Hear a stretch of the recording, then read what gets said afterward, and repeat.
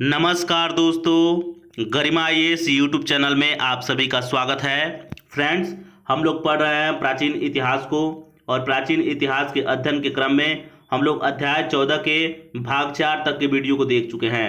आज हम लोग अध्याय 14 के ही भाग 5वें वाले वीडियो को देखेंगे। आप सभी को ये भी बात पता होगा कि हम लोग गुप्त वंश के बारे में पढ़ रहे हैं और गुप्त वंश के इस कड़ी में हम लोग आज पढ़ने वाले हैं चंद्रगुप्त द्वितीय के बारे में, जिन्होंने विक्रमादित्य की उपाधि भी धारण की हुई थी। तो चलिए एक एक करके शुरू करते हैं। उससे पहले मैं बता दूं फ्रेंड्स कि अगर आप प्राचीन इतिहास वाले प्लेलिस्ट को देखना चाहते हैं, शुरू से इतिहास को देखना चाहते हैं, तो मैंने डिस्क्रिप्शन में उस प्लेलिस्ट का लिंक दिया है। आप लोग बिल्कुल शुरू से देखते आइए, बिल्कुल अच्छे तरीके से। इतिहास अगर आपको समझ में भी नहीं आता है तो बिल्कुल समझ में आएगा। आइए अब हम लोग आगे की तरफ बढ़ते हैं। यहाँ पर देख लीजिए, मैंने लिखा हुआ है चंद्रगुप्त द्वितीय विक्रमादित्य। ये गुप्त वंश के काफ़ी महान और शक्तिशाली शासक हुए हैं। इनका शासनकाल का अवधि है फ्रेंड्स 380 ईस्वी से लेकर 412 ईस्वी तक।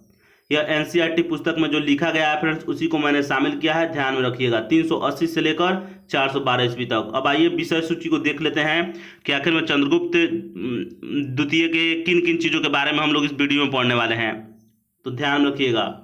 सबसे पहले साधन के बारे में देखेंगे कि चंद्रगुप्त द्वितीय के इतिहास के बारे में जानकारी हमें किन किन साधनों से प्राप्त होती है, उसके बारे में। उसके बाद चंद्रगुप्त द्वितीय के वैवाहिक संबंधों के बारे में देखेंगे कि किस तरीके से अपने वैवाहिक संबंधों के माध्यम से अपने साम्राज्य का विस्तार करते हैं। इसके अलावा ये कौन कौन सी विजय प्राप्त करते हैं, कौन कौन से युद्ध लड़ते हैं, इनको कौन कौन सी विजय प्राप्त होती है, इसके बारे में देखेंगे। उसके बाद मेहरौली लौह स्तंभ लेख के बारे में देखेंगे, जो दिल्ली के समीप है, कुतुब मीनार के सामने है। कुतुब मीनार जो है दिल्ली में ना, उसी के समीप में मेहरौली लौह स्तंभ लेख है। यह काफ़ी प्रसिद्ध भी है।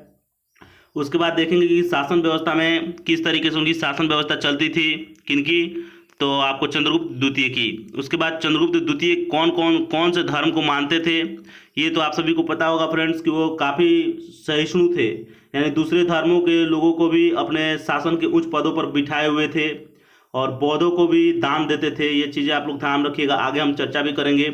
उसके बाद विद्या प्रेम, उन्हें किन किन चीज़ों से प्रेम था, विद्या में किस तरीके से प्रेम था, इस पर भी हम लोग अच्छे तरीके से डिटेल में बात करेंगे। तो चलिए अब हम लोग एक एक करके सबसे पहले ऐतिहासिक साधन पे बात कर लेते हैं कि चंद्रगुप्त द्वितीय यानी विक्रमादित्य के बारे में कौन कौन सी चीज़ों से हमें उनके बारे में जानकारी प्राप्त होती है। तो सबसे पहले तो साहित्य ग्रंथ, साहित्य है, लिटरेचर होता है फ्रेंड्स। साहित्य मतलब उस समय के कौन कौन से पुस्तक लिखे गए हैं, तो उसी पुस्तक से जो चीज़ें प्राप्त होती है उसी को साहित्य बोलते हैं, ग्रंथ जो लिखे गए हैं। उसके बाद विदेशी विवरण, विदेशियों द्वारा जो आए, विदेशी यात्री जो आए, उन्होंने किन किन चीज़ों के बारे में बताया है चंद्रगुप्त द्वितीय के बारे में, इस बारे में बात करेंगे। उसके बाद हम लोग देखेंगे अभिलेखों के बारे में। चंद्रगुप्त द्वितीय के कौन कौन से अभिलेख हैं, कौन कौन से अभिलेख में इनकी चर्चा है और किस बारे में चर्चा है, इस पर भी बात करेंगे। और अंत में सिक्कों पर बात करेंगे। सिक्कों से भी इतिहास की प्रामाणिकता का बोध होता है, ध्यान में रखिएगा, इतिहास के बारे में पता चलता है।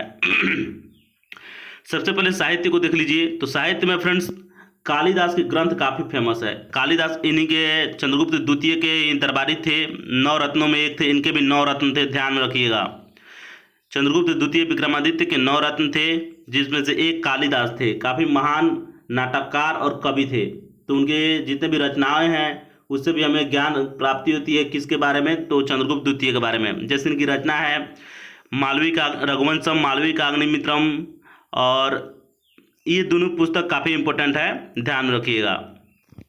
अगला है विदेशी विवरण। तो विदेशी विवरण में चीनी यात्री फाहियान का यात्रा वृत्तांत जो है काफ़ी इंपॉर्टेंट है। चीनी यात्री जो फाहियान आया था फ्रेंड्स, चंद्रगुप्त द्वितीय के शासनकाल में ही भारत आया था, ध्यान रखिएगा।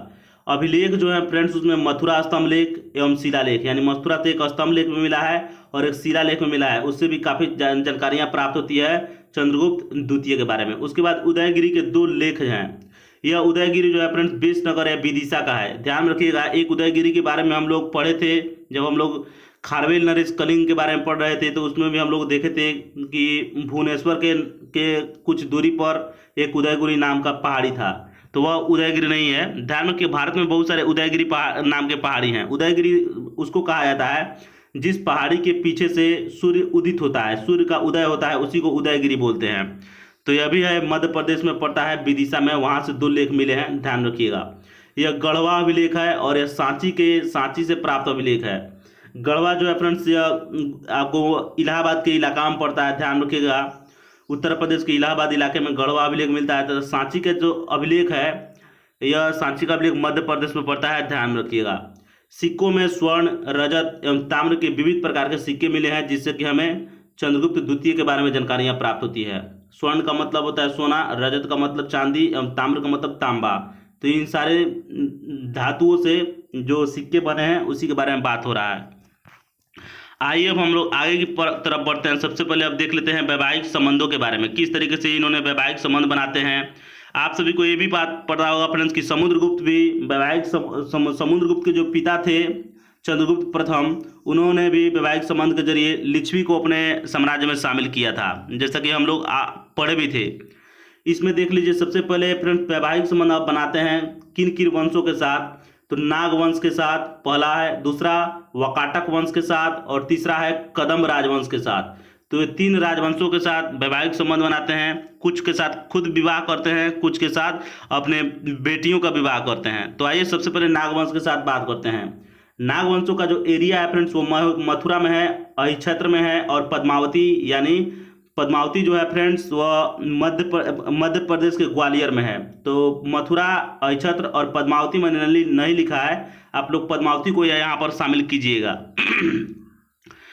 तो इस क्षेत्र में नागवंश का जो प्रभुत्व था, तो नागवंश की राजकुमारी थी फ्रेंड्स जिनका नाम था कुबेर नागा। उन्हीं से शादी की कौन, तो चंद्रगुप्त द्वितीय उनकी पत्नी थी। चंद्रगुप्त द्वितीय की कौन पत्नी थी, तो कुबेर नागा, ध्यान रखिएगा। कुबेर नागा किनकी पत्नी थी, तो चंद्रगुप्त द्वितीय विक्रमादित्य की पत्नी थी। और इसी की पुत्री, इसी पत्नी से एक पुत्री की प्राप्ति होती है जिसका नाम जो है प्रभावती गुप्ता होता है। काफी इंपॉर्टेंट है, पूछा भी जाता है। प्रभावती गुप्ता किनकी पुत्री है, तो चंद्रगुप्त द्वितीय की, और उनकी माँ का नाम क्या है, तो कुबेर नागा। और वो किस वंश से कुबेर नागा संबंध रखती हैं, तो नागवंश से। तो ये चीजें ध्यान रखिएगा। एक और है फ्रेंड्स वकाटक वंश, यह महाराष्ट्र के इलाका में पड़ता है, ध्यान रखिएगा। वकाटक नरेश जो थे फ्रेंड्स, जिनका नाम है रुद्रसेन द्वितीय। रुद्रसेन द्वितीय का विवाह जो है चंद्रगुप्त द्वितीय अपनी प्रभावती गुप्ता बेटी का विवाह, जिनका नाम प्रभावती गुप्ता है, उनका विवाह रुद्रसेन द्वितीय से कर देते हैं। जिससे क्या होता है कि वकाटक क्षेत्र में उनका प्रभुत्व हो जाता है। कुछ ही समय के बाद रुद्रसेन द्वितीय की मृत्यु भी हो जाती है। उसके बाद वहाँ की शासिका, स्वतंत्र शासिका प्रभावती गुप्ता हो जाती है। उनकी दो अवयस्क पुत्र भी होते हैं, लेकिन वयस्कता नहीं होने के कारण उनको राजगद्दी नहीं मिलती है। दोनों अभी छोटे छोटे बाल्य अवस्था में रहते हैं। तो वहाँ की शासन जो संभालती है प्रभावती गुप्ता। तो प्रभावती गुप्ता के पिता तो चंद्रगुप्त द्वितीय थे, ये चीजें पता है। तो कहीं ना कहीं शासन पर डायरेक्ट कंट्रोल किनका हो जाता है, तो चंद्रगुप्त द्वितीय का। ये तो उनकी पुत्री थी, तो पुत्री बोलेगी नहीं किसी भी हाल में, तो कहीं ना कहीं अपने पिता के निर्देश पर ही उस वकाटक वंश का जो क्षेत्र था यानी महाराष्ट्र का जो इलाका था उस पर चंद्रगुप्त द्वितीय का कंट्रोल हो जाता है। और इसी वंश की सहायता से फ्रेंड्स, इसी वकाटक वंश की सहायता से गुजरात और काठियावाड़ में जो आपको शक रहते थे उस शकों को भी पराजित करते हैं। शक के बारे में आप लोगों ने पिछले वीडियो में भी देख चुके हैं, आप सभी को ये चीज़ें पता होगा। तो ये चीज़ें आप सभी को पता चल गया होगा। अगला वंश है फ्रेंड्स कदम राजवंश, यह कर्नाटक वाले क्षेत्र में पड़ता है। और ऐसा वहाँ के एक अभिलेख मिला है, उससे पता चलता है कि एक गुप्त नरेश से शादी हुआ था वहाँ की राजकुमारी का, और जिससे इतिहासकार लगाते हैं कि गुप्त वंश का जो शासक था वह कुमार गुप्त था, यानी कुमार गुप्त से विवाह हुआ था। तो इस तरीके से आप लोग देख सकते हैं कि इस तरीके से किस किस एरिया में इनका प्रभाव जो है बढ़ते चला जाता है। कहाँ कहाँ बढ़ा, तो उत्तर भारत में, मथुरा अहिक्षेत्र वाले क्षेत्र में, महाराष्ट्र में भी और कर्नाटक में भी, यानी दक्षिण भारत में भी। तो ये काफ़ी इंपॉर्टेंट है, तो ये चीज़ें ध्यान रखिएगा।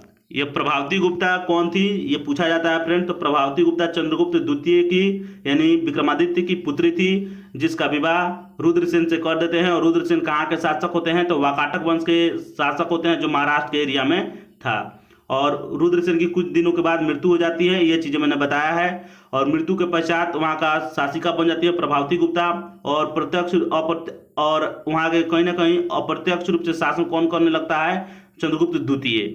तो ये चीज़ें आप लोग ध्यान रखिएगा। आइए अब देखते हैं विजयों के बारे में, कौन कौन सी विजय किए हुए थे चंद्रगुप्त द्वितीय विक्रमादित्य। उदयगिरी गुहा लेख के अनुसार चंद्रगुप्त द्वितीय का उद्देश्य संपूर्ण पृथ्वी को जीतना था। ध्यान रखिए, काफी इंपॉर्टेंट है। उदयगिरी गुहा लेख कहाँ पर है, तो मध्य प्रदेश के आपको विदिशा में है, ध्यान रखिएगा। अगला पॉइंट है चंद्रगुप्त द्वितीय के अभिलेखों से पता चलता है कि उसने गुजरात और काठियावाड़ के शकों को पराजित किया। इस जीत के बाद लोग उसे सकारी कहने लगे। ध्यान रखिएगा, लोग उसे क्या कहने लगे? सकारी। शकों को पराजित किया इसलिए उसे लोग सकारी कहने लगे। और अगला पॉइंट है, चंद्रगुप्त द्वितीय ने गुजरात व काठियावाड़ विजय के उपरांत स्वयं को विक्रमादित्य की उपाधि धारण की, यानी स्वयं को वो विक्रमादित्य कहा। उसने खुद उपाधि धारण की, विक्रमादित्य की, और लोग उसे शकों को पराजित करने के बाद क्या कहे? तो सकारी। तो ये काफी इंपॉर्टेंट है, पूछा भी जाता है। आइए अब हम लोग आगे की तरफ बात करते हैं। मेहरौली लौह स्तंभ लेख के बारे में बात कर लेते हैं। तो इसके बारे में मैंने बताया भी था फ्रेंड्स कि यह दिल्ली में है। दिल्ली में कुतुब मीनार के समीप लौह स्तंभ लेख है, जहां से मेहरौली के लौह स्तंभ लेख मिलता है, जिसमें चंद्रगुप्त द्वितीय के विजयों का वर्णन है। कहाँ कहाँ से विजय किए थे ये चीजें मैंने बता दिया। अब आइए शासन के बारे में बात कर लेते हैं। तो फ्रेंड्स, आप सभी को मैं बता दूं कि चंद्रगुप्त द्वितीय जो विक्रमादित्य थे, ये काफी कुशल शासक थे और महान शासक थे। इन्होंने गुप्तों के प्रशासन को खुद निर्मित किया था, यानी प्रशासनिक व्यवस्था जो गुप्तों की थी इन्होंने खुद बनाया था, खुद मजबूत किया था, उसको स्ट्रक्चरल वे में उसको बनाया था, यानी उसको फाउंडेशन करने का जो श्रेय जाता है वह चंद्रगुप्त द्वितीय को ही जाता है। देख लीजिए अगला पॉइंट है, लेखों तथा मुद्राओं से कुछ पदाधिकारियों के नाम इस प्रकार मिलते हैं, यानी प्रशासनिक व्यवस्था चलाने के लिए कुछ पदाधिकारी होने चाहिए। तो उसको कौन कौन से पदाधिकारी थे उसके बारे में जान लेते हैं। एक उपरिक नाम का पदाधिकारी था, यह प्रांत का राज्यपाल होता था। कुमारा मात्य नाम का एक पदाधिकारी था, यह आधुनिक प्रशासनिक सेवा के अधिकारियों जैसे थे, जैसे आज का आईएएस पदाधिकारी होता है और पुलिस सेवा में जो होता है आईपीएस, आईआरएस, इसी टाइप का कुमारा मात्य नाम का जो होता था पदाधिकारी, वो इसी तरीके का जो आधुनिक प्रशासनिक सेवा अधिकारी हैं उसी के समान होता था। उसके बाद बात कर लेते हैं बलाधिकृत। इसका जो है सेना का सर्वोच्च पदाधिकारी होता था। जो बलाधिकृत नाम का पदाधिकारी होता था उस सेना का सर्वोच्च पदाधिकारी होता था। उसके बाद है महादंड नायक, यह मुख्य न्यायाधीश होता था, जज होता था। उसके बाद है भटास्वपति, यह अश्व सेना का नायक होता था। उसके बाद महाप्रतिहार, मुख्य द्वारिक होता था, यानी द्वारपाल जिसको कहते हैं। तो ये चीज़ें आप सभी को पता हो गया होगा। अब आइए धर्म के बारे में बात कर लेते हैं कि कौन से धर्म को मानते थे चंद्रगुप्त द्वितीय। चंद्रगुप्त एक धर्मनिष्ठ वैष्णव था जिसने परम भागवत की उपाधि धारण की थी। ध्यान रखिएगा इसकी उपाधियों, फ्रेंड ध्यान रखिए। एक तो सकारी का उपाधि लोगों ने दिया था शकों को पराजित करने के पश्चात, उसके पश्चात उसने एक उपाधि धारण की थी विक्रमादित्य की, और वैष्णव धर्म को जो इसने मानने लगा उसके बाद इसे परम भागवत की उपाधि भी धारण किए हुए था। तो ये चीज़ें ध्यान में रखिएगा।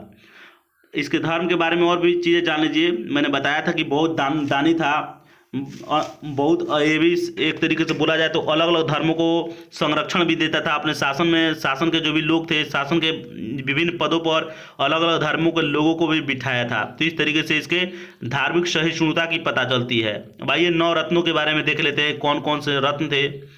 9 रत्नों में सबसे पहले कालिदास थे, ये कवि थे और नाटककार थे। अमर सिंह भी एक संस्कृत के कोश रचयिता थे, आप लोग अमर कोश के बारे में सुने होइएगा। शंकु हैं, ये वास्तुकार थे। धनवंतरी ये चिकित्सा शास्त्र थे। छपड़क बेताल भट्ट जो थे ये जादूगर थे।